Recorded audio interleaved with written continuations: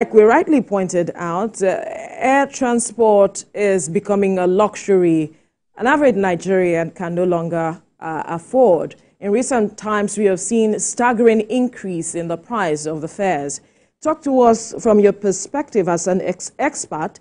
What really is going on behind the scenes that an average Nigerian does not understand, such that they can now see the picture of why we are having these increases?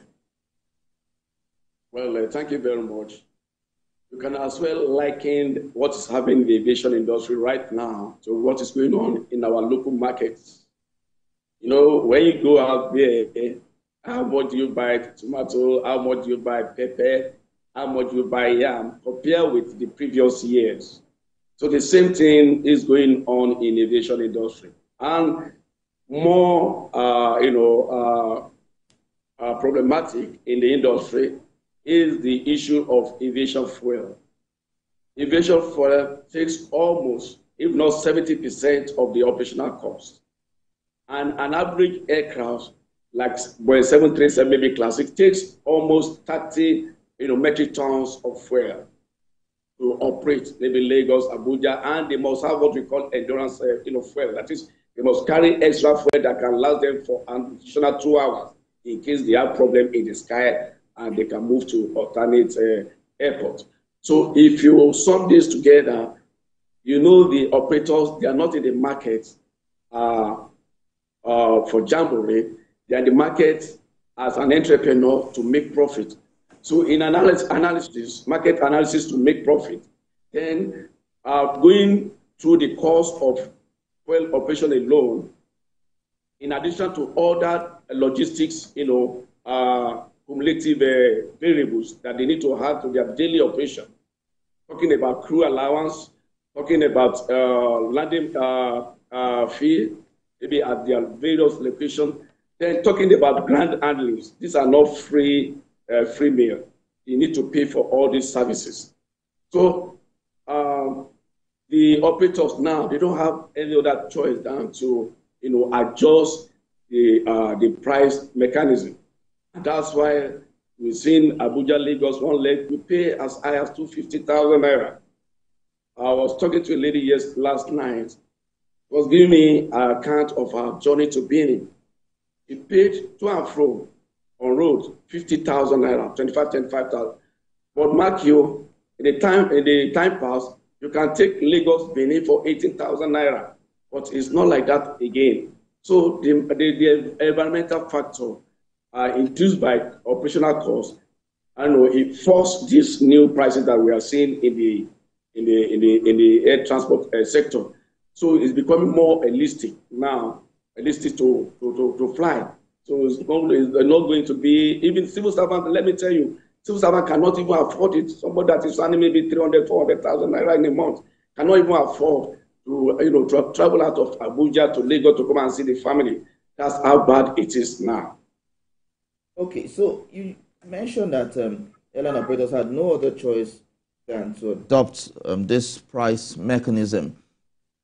Yes, okay, so don't you think this will lead to the grounding of the aviation sector, looking at the fact that in the past you could pay maybe at the time as much as 100 and something thousand naira to move from Lagos to Abuja, and now you are paying as high as 500, 600,000 per person to go to Abuja.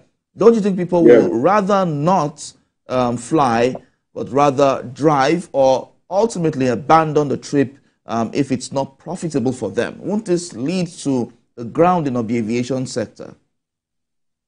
No, it won't lead to grounding of the aviation sector. What will happen is that maybe the load factor will reduce.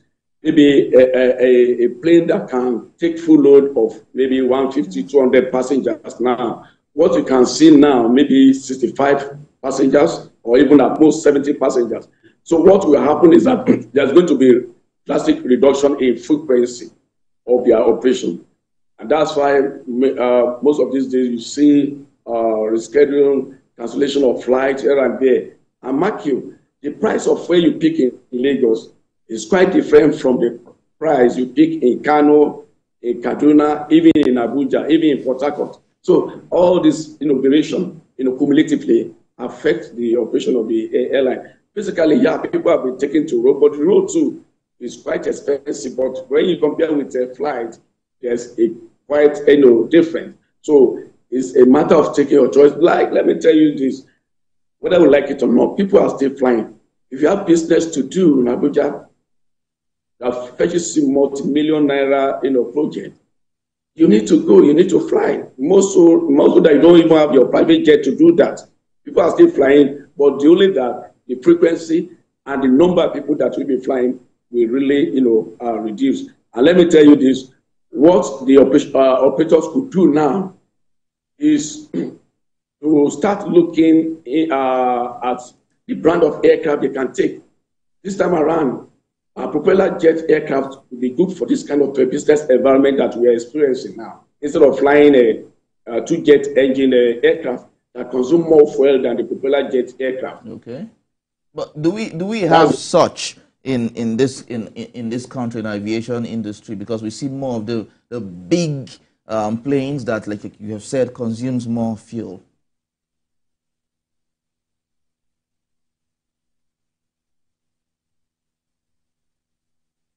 All right, I believe network has done the most, but as soon as we have Supo back, we'll definitely continue the conversation. But interesting points he has raised for airlines to look at something more economical. Yeah, something more economical. When it comes to the consumption of fuel, because jet fuel is still being imported, and it's a major concern. And they spend, I think, about 40% of their costs on that when it comes to jet fuel. And like you also rightly pointed, whoever is in the business to make profit. Truly.